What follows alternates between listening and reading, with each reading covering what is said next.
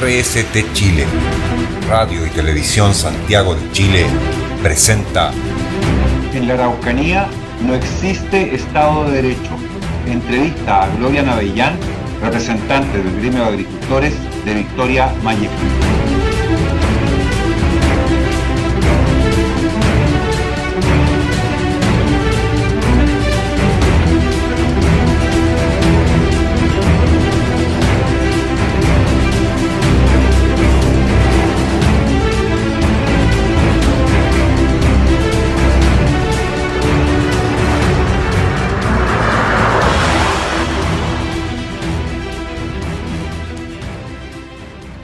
Estimados amigos, hoy día estamos con Gloria Navellán, ella es representante del gremio de agricultores de Victoria Mayeco. Estamos en su casa y quiero primero darte las gracias, Gloria, por recibirnos este día, que está lloviendo, que hace frío y que tú estás con mucha actividad también en otros medios, así que muchísimas gracias por recibirnos. Y quiero introducir directamente al tema, contarles brevemente a los telespectadores el inicio, el origen de este proceso insurreccional que ha vivido la región de la Araucanía en general y se va expandiendo desde hace ya décadas. Partamos tratando de hacer un resumen de eso. Bueno, desde hace 23 años, donde fue el primer ataque a camiones en la zona de Lumaco, que está muy cerca de acá, nosotros estamos en Traillén ahora. Ahí hubo un atentado en que se quemaron 3 camiones forestales. Y eso fue el primer atisbo de violencia dura desde la vuelta a democracia. Después de eso, durante un buen tiempo, empezaron a haber problemas principalmente con las empresas forestales, con atentados en sus campos, con reivindicación de tierras en sus campos, en fin, el problema como que se mantuvo un poquito radicado en ese ámbito. Y después de un tiempo, esto se tiró hacia el lado de los agricultores. Y empezó el abigeato, empezó la toma de campos, la reivindicación de tierras, CONADI empezó a agarrar fuerza como un verdadero corredor de propiedades, porque la verdad es que ese ha sido su papel fundamentalmente. Hay mucha culpa también de agricultores que vieron una oportunidad de vender a un precio que nadie más pagaba. Entonces, la verdad es que hay una serie de cosas que han confluido para que esto se haya transformado en lo que es hoy día. Hoy día el tema está bastante más desatado. Te diría yo que los ataques hoy día no son a las grandes empresas forestales, si bien sí les toman predio, pero de alguna manera ellos han sabido zafar, han sido inteligentes, se podría decir, pero han sabido salvar su negocio. Han llegado a acuerdos con comunidades que reivindican sus tierras, les permiten trabajar y explotar sus bosques. Algún tipo de trato tiene que haber ahí como para que después compren la madera ya procesada, evitándose todo el costo de procesarla, me imagino yo. Pero claramente hoy día te diría que el principal foco de victimización dentro de este terrorismo que asola a la región, tanto a la región de la Araucanía como a la provincia de Arauco, yo te diría que son 3. El primero son las mismas comunidades mapuche. La violencia contra ellos, ya el uso del nombre mapuche para los actos terroristas en sí es un acto violento.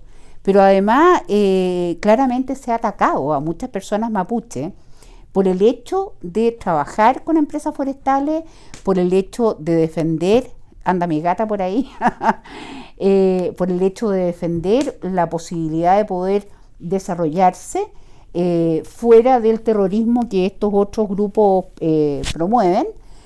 Después está en segundo lugar los agricultores, que están teniendo de verdad, entre lo que son las tomas de campo, entre lo que son los cobros de peaje, o más bien extorsiones para poder cosechar sus productos todos los años, la verdad que ha sido bien complicado.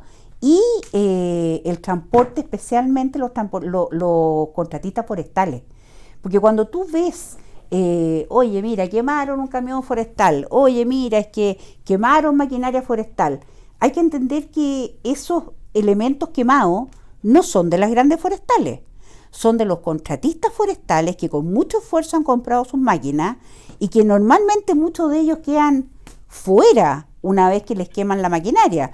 Entonces además se cae, no, esta gata se está encaramando acá. Bueno, ella quiere salir en la tele, claro, ¿qué quieres que te diga? Dominga, ¿qué pretende? Ya, ¿qué pasa? Resulta que al final es un círculo del terror, porque pierden su maquinaria, ¿qué más? Los contratistas forestales tienen que seguir trabajando, porque si no, sencillamente, ¿de qué funcionan? Entonces, las forestales los apoyan para que ellos vuelvan a seguir. Entonces, se transforman en un esclavo del sistema del terrorismo. Es un círculo vicioso, evidentemente. Un círculo tortuoso, te diría yo. Y dentro de lo que comenta hay una primera cosa que me gustaría que tratáramos de explicar al público que no es chileno, ¿ya? Porque esto se ha promovido a través de los medios de comunicación a nivel nacional e internacional como el llamado conflicto mapuche. Y como tú muy bien dijiste, la verdad es que las comunidades mapuches, la gran mayoría de las comunidades mapuche, son más de 2.000 en el país, han sido víctimas también de este proceso y por ende no es y no puede llamarse conflicto mapuche porque no son los mapuches los que están en conflicto con el Estado de Chile, sino algunas de esas comunidades, que son muy poquitas, no más de 5, y en segundo lugar, ni siquiera son mapuches todos los que están integrando estos grupos, en particular esta compañía guerrillera que está instalada en la zona ya en forma oficial, a partir de hace un par de semanas atrás, que publicaron su fotografía de inauguración, digamos, con más de 70 integrantes, y por eso uno puede hablar en propiedad de compañía, que es una unidad militar, y por ende lo que me gustaría primero es que explicaras esa diferencia de por qué no es el conflicto mapuche, sino el conflicto con estos grupos. Mira, es bien simple.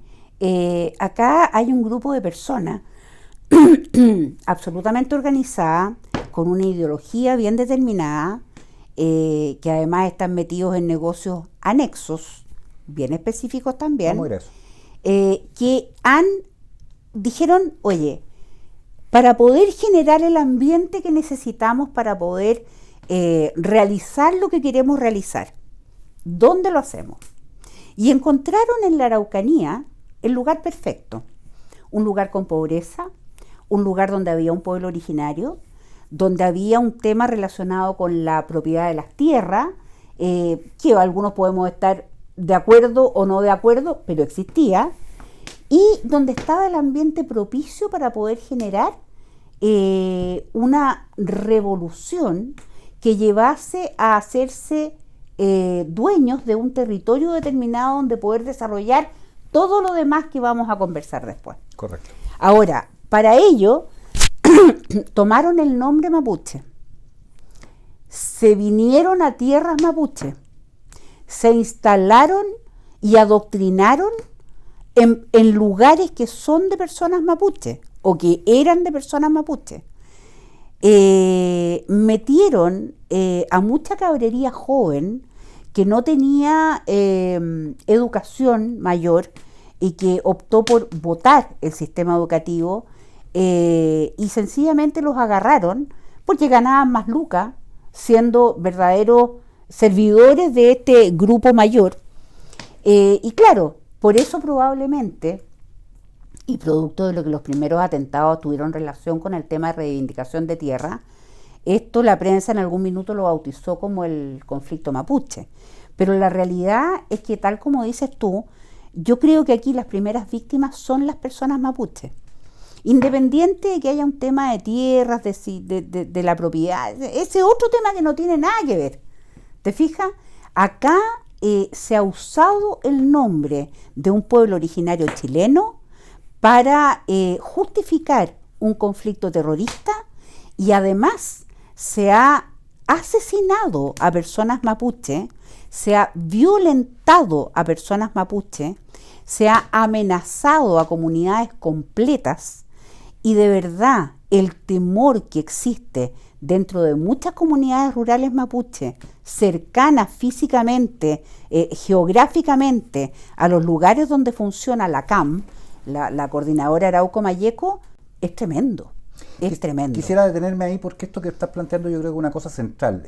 Vimos hace un par de semanas atrás, a propósito de la quema de un bus y 2 camiones en la entrada de Ercilla, que el subsecretario del Interior, al momento de ser consultado si en la Araucanía existía una guerrilla y que además si esto era un acto terrorista, dijo no se apresuren, ¿no? En el fondo evadiendo la respuesta. Y lo que hemos visto sistemáticamente desde el retorno a la democracia, como tú mencionaste, del gobierno de Patricio Aylwin a la fecha, es que ningún gobierno se ha hecho cargo del problema que se ha ido generando y desarrollando, como tú comentaste, en la región, que ha llegado al extremo de tener hoy día instalado a esta compañía guerrillera formal en la zona. En ese sentido, cuando tú conversas con la gente acá en Traiguén o en Temuco, en toda la región, porque tú hablas con muchísima gente, la sensación de temor existe entonces. Hay terror aplicado por los actos de violencia que se están ejecutando, por lo cual pueden ser en propiedad denominados actos terroristas. ¿Cuál es la sensación, la percepción de la gente respecto a lo que ocurre? ¿De la gente acá en la región? En la región, con la gente que tú conversas diariamente, con tus vecinos, con la gente que vive acá. La verdad es que tú, en la mayoría de los lugares acá, a lo mejor a excepción de Ercilla, tú puedes salir al supermercado, tú puedes ir a tomarte un trago en la noche, puedes ir a comerte un sándwich, puedes juntarte con tus amigos, todo eso puede pasar. Pero cuando han pasado 4 o 5 días en que no había un atentado, la conversación gira en torno a, oye, no ha pasado nada. ¿Qué irá a pasar? Hay una normalización, entonces, de lo anormal, que es que hayan atentados. Absolutamente. Porque cuando no hay, la gente está pensando qué va a ocurrir. No, es que va a ser peor, po. Porque como han pasado tantos días en que no hubo, quizás, ¿qué van a hacer ahora? Ahora, en el ambiente agrícola propiamente tal, el ambiente es mucho peor. Okay. ¿Por qué? Porque cuando ya se acerca la época de la cosecha, ¿fechas? Especialmente la época de la cosecha, hablemos fines de diciembre, principios de enero, que es cuando empieza el cuento acá, tú empiezas con el problema de conseguir máquinas que quieran y se atrevan a venir a cosechar. Conseguir camiones que se atrevan a venir a recoger el grano, porque no estamos hablando de que aquí todos los potreros están al lado de la carretera. Así es. Aquí hay caminos interiores, hay sectores más complicados que otros, entonces no es fácil. Junto con eso empieza rápidamente la advertencia de que si tú no pagas, tú tienes una visita de un grupo a tu campo y te dicen, hola patrón, oiga, mire que sabe que 2 camiones este año. O 1 o 2, dependiendo del tamaño del agricultor. Es un impuesto territorial. Es que sabe que si no, vamos a tener que quemar nomás, pues. No es un impuesto territorial, es una extorsión. Una extorsión. Dicho con todas sus letras. Y que obviamente la gran mayoría de los agricultores, pues Alexis, no denuncia. ¿Qué vas a hacer tú? Viene día 3 de enero, tú vas a empezar a cosechar el día 4. Y el 3 de enero llega un grupo a decirte que si tú no le pagas 2 camionadas de grano te van a quemar. ¿Tú vas a ir a hacer una denuncia? ¿Para qué? Para que vayan los carabineros, no tomen a nadie, porque en ese minuto no hay nadie en tu campo, y te quemen el 4. O sea, tendrías que estar loco, ¿no es verdad? Exacto. En ese sentido, uno de los fenómenos de este modelo de revolución molecular disipada que hemos estado desarrollando en términos analíticos mucho tiempo, es que hay territorialización, hay generación de espacio en el territorio nacional donde el Estado no puede operar. ¿Eso existe? Absolutamente. Comenta. Yo te diría que habían 2 sectores muy delimitados. Hoy día, desgraciadamente... ¿Cuáles eran? Uno era en torno al lago Yeuyeu. Okay. Y el otro era en torno a Temucuicui. Perfecto. Pero cuando tú miras un mapa de Chile y tú te vas desde Tirúa en la costa, que es donde empiezan los atentados, hasta Lonquimay en la cordillera de los Andes, que es donde terminan los atentados en el lado chileno, porque en el lado argentino también hay, tú ves claramente una franja horizontal. El llamado Walmart. No es, exacto, no es que esté una cosa más arriba, la otra más abajo, no, es una gran franja horizontal que va desde la costa de Tirúa, Cañete, Contulmo, Purén, Los Sauces, Traillén, Lumaco, Galvarino, por este lado como más de la cordillera de la costa, digamos. De ahí se tira por lo que es Collipulli, Ercilla, Victoria, principalmente, con cientos de escuellas para el norte y para el sur, pero principalmente, y de ahí sube por Curacautina hasta llegar a Lonquimay. Exacto. Hoy día, este año, te diría yo que la mayor actividad violentista ha estado centrada tanto en la zona de Cañete, Contulmo, el lago Lanalhue, Tirúa, Quidico y todos sus alrededores, como en la zona de Victoria, que está en el centro de este franja que te digo yo, y muchísimo en Lonquimay. Muchísimo en Lonquimay. Y curiosamente, y esta es una reflexión por la geografía también, Lonquimay pertenece ecológicamente a Argentina, ¿no? Es pampa, no corresponde a la zona de la Araucanía propiamente tal en términos ecológicos estoy hablando, sí, claro. no político sí, claro. geográfico. Y además ahí las comunidades que viven no son mapuche en general, porque son pehuenches. Exactamente. ¿Ya? Es otro tipo humano y otra cultura también, sin duda, diferente. ¿Cómo articula entonces, cómo se articula esta coordinación entre los grupos subversivos para primero abarcar esta franja territorial que es enorme, ¿ya? En situaciones ecológicas muy diversas, con culturas muy diversas presentes en la zona? Muy simple. A ver, esto es lo mismo que una organización militar. ¿Ya? Donde hay cabezas, donde hay, no sé, pues, generales, coroneles, mayores, tenientes, tucutú, tacatá. Y hay ciertos, yo creo que son tenientes, puede que capitanes, no estoy segura, dentro de lo que podríamos hacer un símil, que son los encargados de difundir el tema y tienen a su vez para abajo grupos de personas activistas que dan charlas, que van a las comunidades, que comparten el mate, que entre conversación y conversación van picando la guía de que este territorio era de ustedes y que se los quitaron y qué sé yo. Y estas personas están claramente identificadas, sabemos perfectamente quiénes son. Y estas personas, que en un principio estaban adscritas al territorio principalmente de Temucuicui, se han ido esparciendo por esta franja horizontal, desde Temucuicui hacia la cordillera de los Andes, porque el grupo que funciona en torno al lago Yeuyeu, o sea, en la zona de Arauco, digamos, es un grupo distinto. Okay. Hay una conexión central, que es la coordinadora Arauco-Mayeco, la CAM. La coordinadora Arauco-Mayeco. Absolutamente la CAM. Pero estos grupos funcionan, entonces, el grupo que salió, por así decirlo, de Temucuicui, y que ha ido esparciendo sus hilos hacia el oriente, tiene un lenguaje, tiene un conocimiento, tiene contacto, hay lazos de matrimonio, hay lazos de hijos, hay lazos de amistad, que se han ido acrecentando a lo largo de los años, Alexis. Entonces esto se ha ido haciendo una verdadera red. Tenemos personas claramente identificadas. Mira, piensa tú un ejemplo súper concreto. Hay dos personas que fueron detenidas por el caso del asalto a la caja de compensación en Galvarino. ¿Te acuerdas tú donde hubo incluso personas que estuvieron retenidas, robaron una buena cantidad de plata, hubo disparos, en fin, no sé cuántas cosas?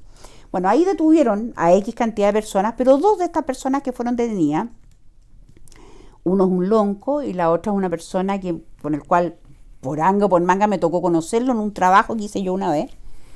Estas dos personas fueron el otro día, estuvieron participando de una toma que se estaba haciendo en la entrada del túnel Las Raíces, okay. que es el que conecta de Curacautín hacia Lonquimay. ¿Qué tenían que hacer esas dos personas ahí? Si estuvieron participando en el asalto en Galvarino, exacto, y si sabemos que son dos personas de una comunidad que está en Victoria, exacto, en el sector Selva Oscura, una de ellos por lo menos. Entonces, ¿por qué estaban allá? Entonces, tú vas viendo que los rostros, que los nombres de las personas que nosotros sabemos y que suponemos que las autoridades también saben, que son los que se repiten en toda esta historia de atentados, de cosas, están paseándose. ¿No? Entonces, a ver, Héctor Yaitul, vocero de la Campo. El tipo se ha paseado por cuánta universidad existe en Chile dictando charlas. Ha estado en televisión, ha estado en prensa.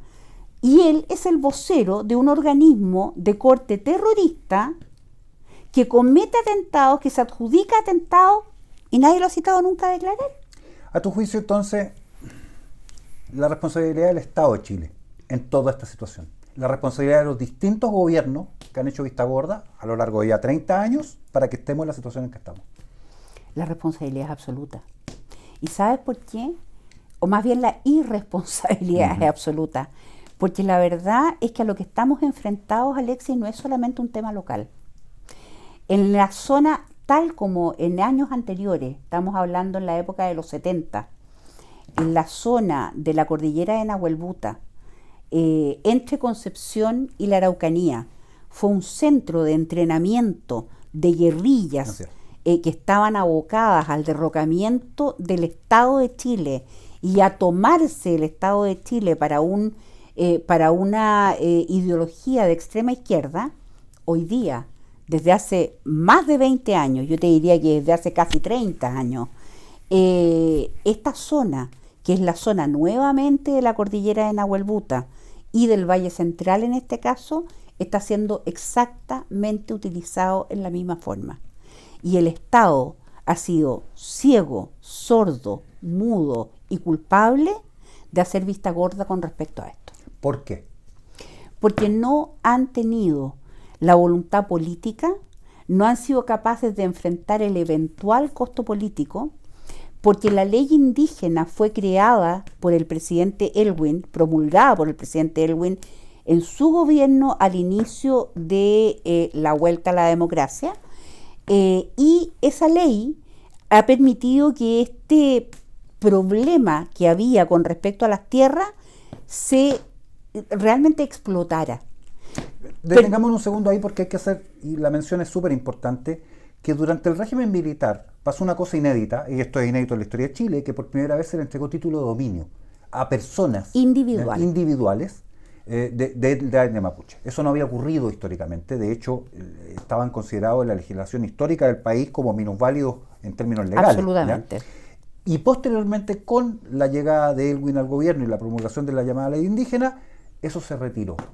Claro, pero es peor, es más grave aún, porque efectivamente en la época del gobierno militar, a través de la DACIN, que era la Dirección de Asuntos Indígenas, se hizo todo un levantamiento y un estudio de tierras relacionadas con los títulos de merced, que son los que finalmente demostraban la propiedad indígena, y se entregó, tal como bien dices tú, la propiedad individual para que las personas absolutamente capacitadas de hacerlo pudieran pedir un crédito, no tengo idea. Había una protección a la tierra, pero las personas podían usar ese bien en su beneficio para poder desarrollarse. Llegado el gobierno del presidente Elwin, se promulga la dichosa ley indígena que tiene su base en dos Josés, como le digo yo, José Bengoa y José Elwin. Ellos fueron como las grandes mentes detrás de la ley indígena, y en esta ley indígena hay una serie de puntos que son los que, a mi modo de ver, han provocado un tremendo problema donde nunca debió haber un problema tan grande como este. En primer lugar, crearon la figura del presidente de comunidad, con lo cual dejaron en foja cero el presidente del lonco de la comunidad. La estructura tradicional. Exactamente. En segundo lugar, permitieron que cada vez que 10 personas se reunieran y tuvieran la calidad indígena, pudieran crear una nueva comunidad. Y a su vez, en vez de respetar los títulos de merced como estaban originalmente, permitieron que cada una de estas nuevas comunidades pidiera tierras en base a ese mismo único título de merced. ¿Cómo? De la siguiente manera. Existía la figura del desmedro. ¿Qué es el desmedro? Es la diferencia entre la tierra que originalmente tenía el título de merced y la tierra que en ese minuto se comprobaba que le quedaba. Exacto. Por el motivo que fuera. Sí, independiente de que las personas hubieran vendido, hubieran permutado, no tengo idea. El problema es que en las comunidades donde existía desmedro, las nuevas comunidades iban pidiendo cada vez el mismo desmedro. Claro. Y tú comprenderás que la tierra es un recurso finito. Por otro lado, como junto con esto, y a los muy pocos años de promulgar la ley indígena, empezó este conflicto de terrorismo y violencia en la zona, las autoridades de ese entonces, cosa que se repitió por todas las autoridades que siguen para adelante, tuvieron la tremenda idea de que la tranquilidad y la paz se podía comprar con compra de tierras. Así es. Por ejemplo, Temucuicui nunca tuvo desmedro de tierra.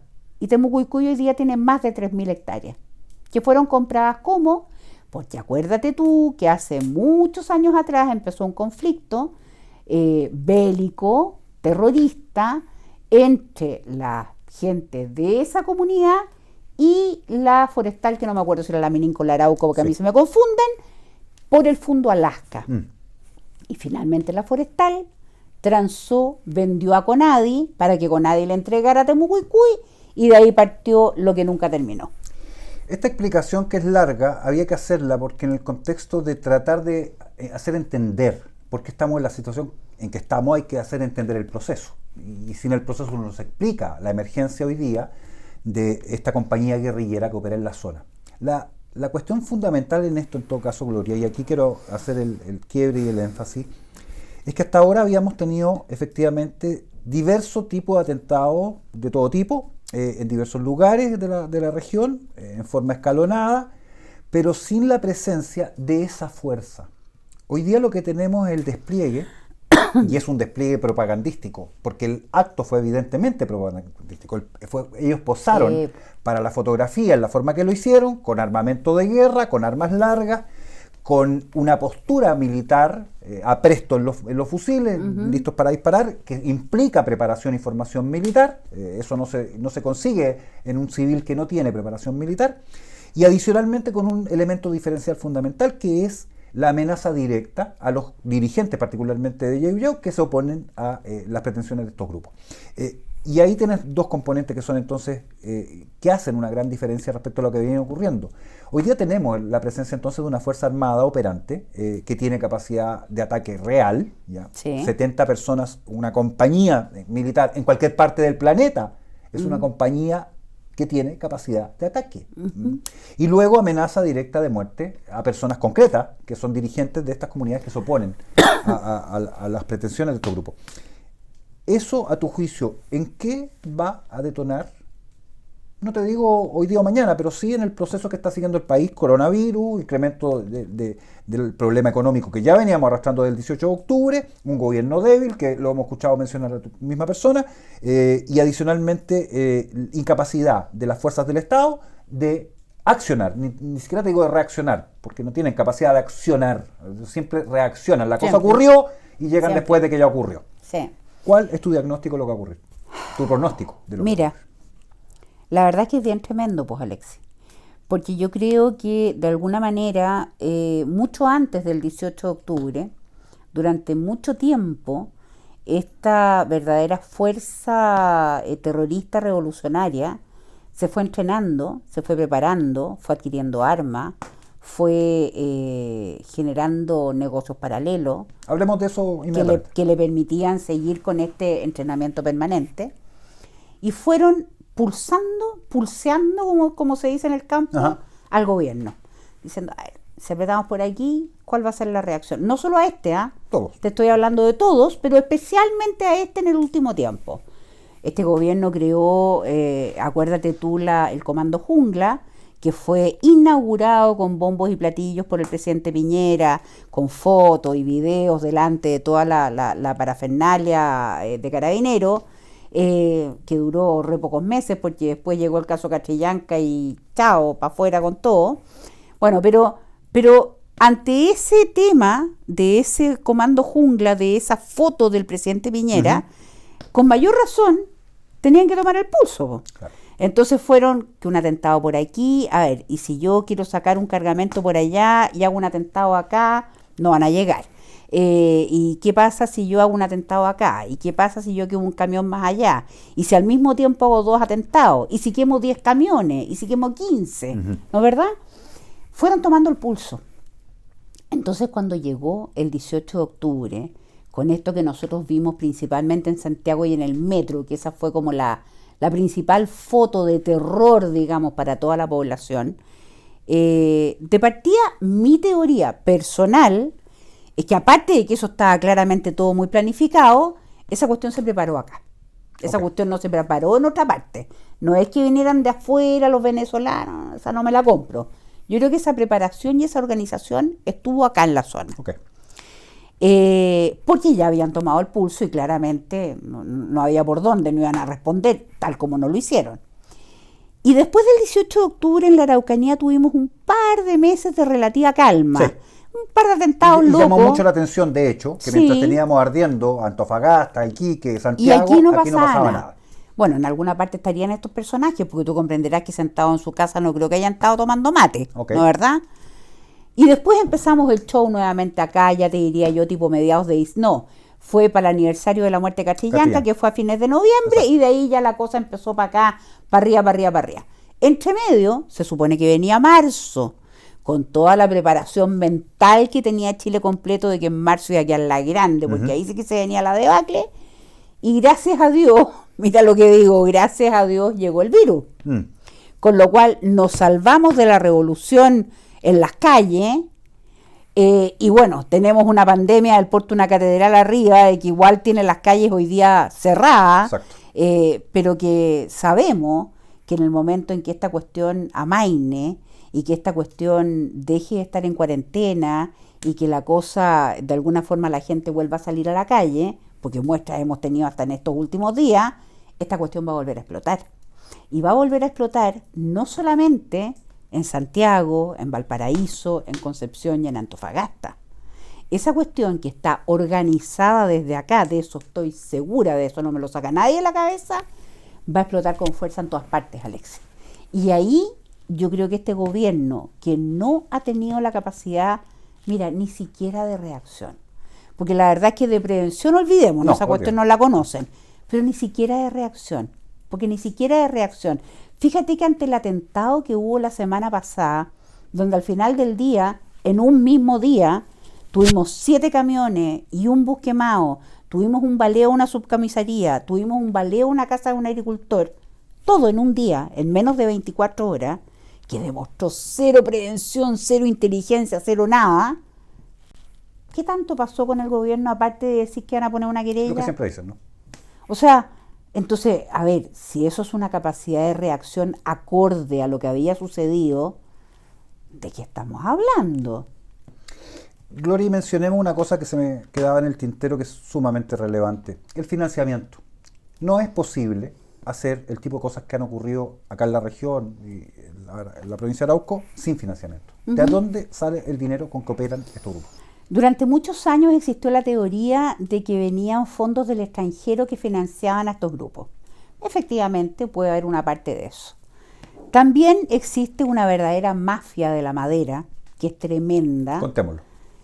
Bueno, es súper simple, digamos. Acá hay verdaderos capos de la mafia, capos di tutti, que operan en distintos sectores y que dirigen un verdadero tinglado de robo de madera, en el cual con camiones sacan, pero no te estoy hablando de un camión, camionadas, porque explotan bosques completos, algunos bosques entregados literalmente por las forestales cuando ya no han sido capaces de defenderlos, como lo que pasa en Lumaco, por ejemplo, ¿no verdad? A la salida de Lumaco hacia Pastena hay un campo que está tomado hace no sé cuánto tiempo y lo explotan ellos tal como quieren, tal como pasó en el Fundo del Cielo en Victoria, donde finalmente tomaron algunos detenidos gracias a un reportaje de un periodista, porque no fue por inteligencia ni militar, ni de carabineros, ni nada. Y no es que no se supiera.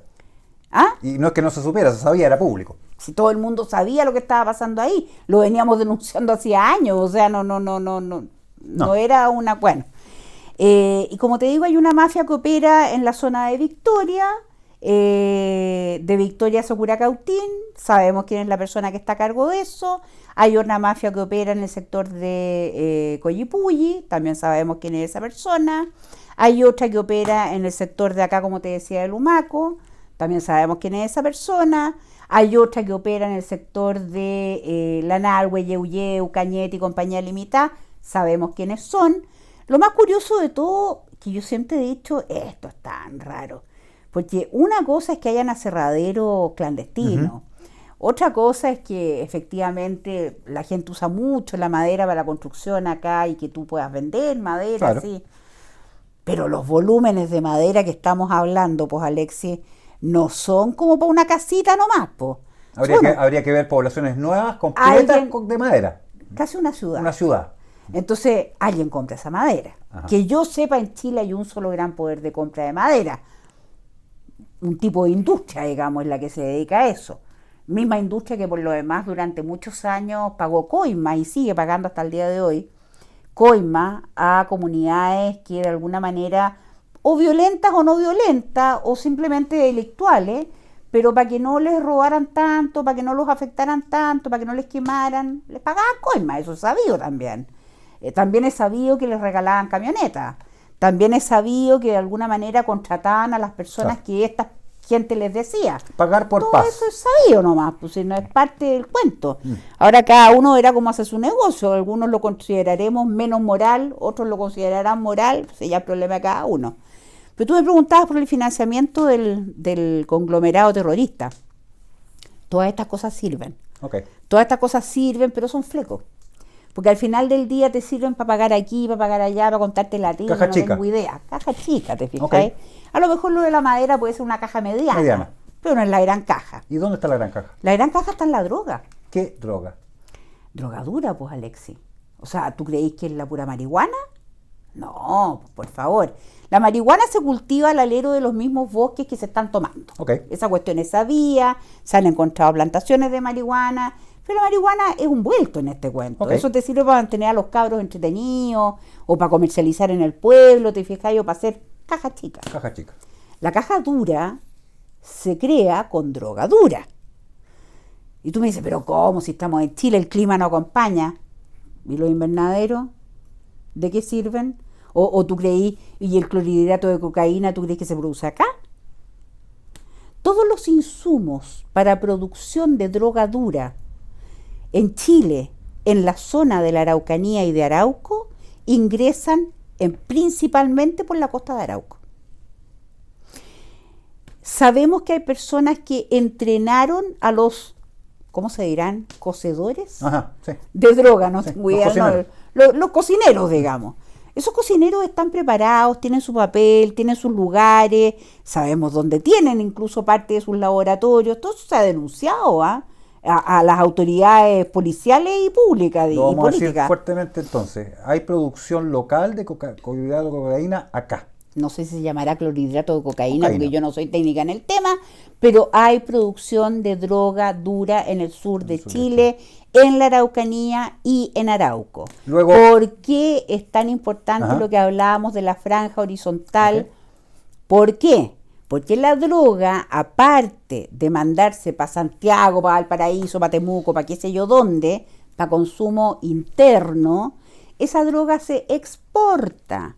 ¿Y cómo se exporta? Principalmente a Argentina y por lo tanto al Atlántico a través de la cordillera de los Andes, como para el lado poniente por la misma costa. Así que estamos hablando de narcoterrorismo en la zona. ¿Sí? Ese es el nombre. Absolutamente. Acá no sé si hay uno o más de uno, pero hay un cartel de drogas funcionando. Un cartel de drogas que puede tener prisionero de ese cartel a mucha gente. No sabemos a quiénes, yo no pongo las manos al fuego absolutamente por nadie. Pero claramente, si vemos el ejemplo que tanto de esta teleserie que se hizo del Pablo Escobar, el patrón del mal, bueno, el patrón del mal existió en Colombia. Existen mafias de droga en México. Se ha visto de la forma que operan. Y en Chile están operando exactamente igual. Gloria Navellán, muchísimas gracias por esta entrevista. Gracias a ti, Alex. Seguimos en el programa.